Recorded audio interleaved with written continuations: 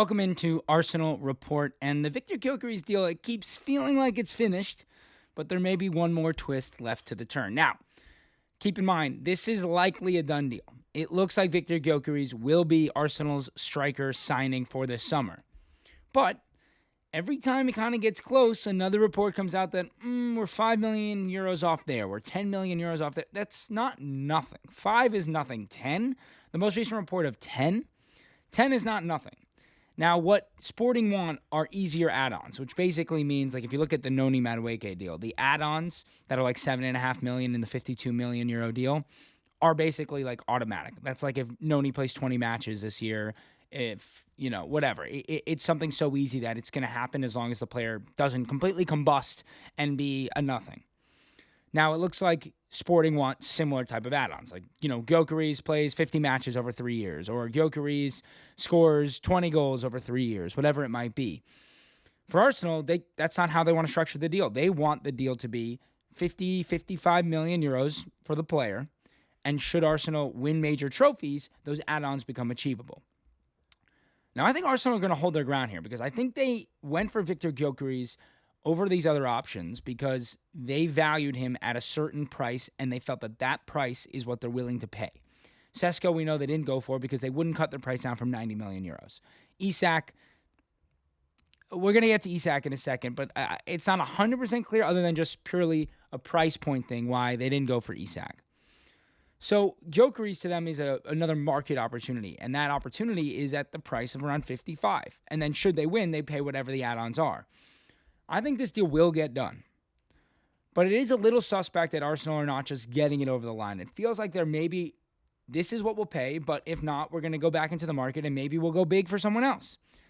Let's see what happens. Right now, this Gyökeres deal is obviously favorited to be finished, but it does feel like there could be one more twist. And I don't know if anything will happen out of these Alexander Isak rumors, but it doesn't look good for Arsenal fans. They are already melting down, as Liverpool have bid officially for Isak, and more interestingly, Newcastle have bid for Hugo Ekitike. Now, should Newcastle sign Ekitike, I think it's a guarantee that Isak goes to Liverpool. Arsenal might be looking at this and saying, maybe we can just throw our name in the ring one more time, one more second, and try and get this deal done for Alexander Isak, because it appeared that they were told it's not happening this summer, we're moving on. But if Liverpool are able to tempt them with a bid, potentially Arsenal could too. And I think Arsenal fans everywhere would agree, you would happily just take Isak instead of either Rodrigo or Eze or both even. Going to get Isak is the number one priority. Now, 120 million is the bare minimum. 120 million pounds is the bare minimum that Newcastle would take. So Arsenal would basically have to be like, okay, our business is done other than Isak this summer, and go out and do it. Now, I don't think they're going to do that, and I worry that Liverpool will.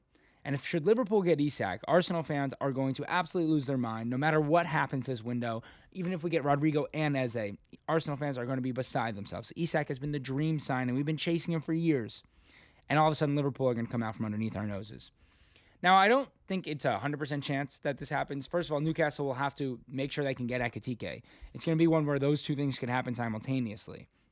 But if Newcastle get Ekitike, they're basically resigning to the fact that they are going to sell Isak this summer. And if Arsenal get this Gyökeres deal done, then that's it. They're not getting Isak. And Liverpool will get Isak, and it'll be a meltdown.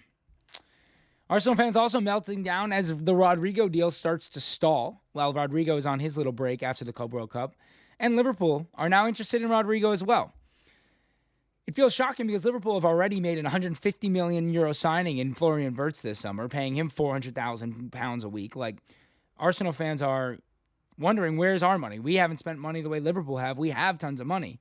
Why aren't we making these types of signings? Now, Rodrigo's preference is to go to Arsenal. But it feels like Arsenal may no longer feel that Rodrigo is their preference. I think they are more interested in potentially Eze or maybe Xavi Simons. But Rodrigo, it almost feels like, is now being more pushed from the Real Madrid and the Rodrigo camp side. I think Arsenal will continue to keep tabs open on this deal as it moves forward, but they're progressing in other deals. The Isak interest will, again, kind of resurface this week, as it seems that Newcastle may be willing to at least enter conversations should they reach that price. But to me, Rodrigo still should be the number one opportunity, especially with Ethan Nwaneri coming through the central areas, and Odegaard still being in that position, I feel that Eze would be stunting that pathway and putting Ethan in a tough position. Now, as I said, I do think that Eze is still high on Arsenal's list, but now Bayern Munich are getting interested and getting involved. But the Bayern Munich thing's interesting because Bayern have now been linked with Eze, Martinelli, and Trossard all in the last 3 days. So they're looking for a left wing type of player. All very different profiles, but nonetheless, Bayern are interested in left wing additions. I think if I'm Arsenal, I'm trying to get them to sign Martinelli for 60, 70 million. You go get Eze and Rodrigo. Or you use that 60, 70 million, don't do the Gilks deal, add that cost on to the Gilks price and get Isak. And then if you can get Eze for his release clause, which it's interesting. Arsenal could just pay the release clause and sign Eze, but they're not. They're trying to get this deal done for significantly less than the release clause, which is good business because for years we've just been paying release clauses when it does feel like Crystal Palace would be willing to sell Eze for probably in the 50 million range instead of 68 million. That's a huge difference. That's another 20 million. The 20 million we've just spent on Christian Mosquera. So Arsenal are doing a lot of good business in this window, and I hope everyone doesn't lose their mind about this Isak news. It's still not a sure thing that he leaves, but I'm definitely worried. I would be upset, but we have to keep our heads on. I think Berta's doing the best he can do and the best that we've had a sporting director do in a while. This has been a great window so far. So make sure you're subscribed to Arsenal Report and sticking right here for our daily transfer updates. Buttons right down there, and we'll talk to you tomorrow.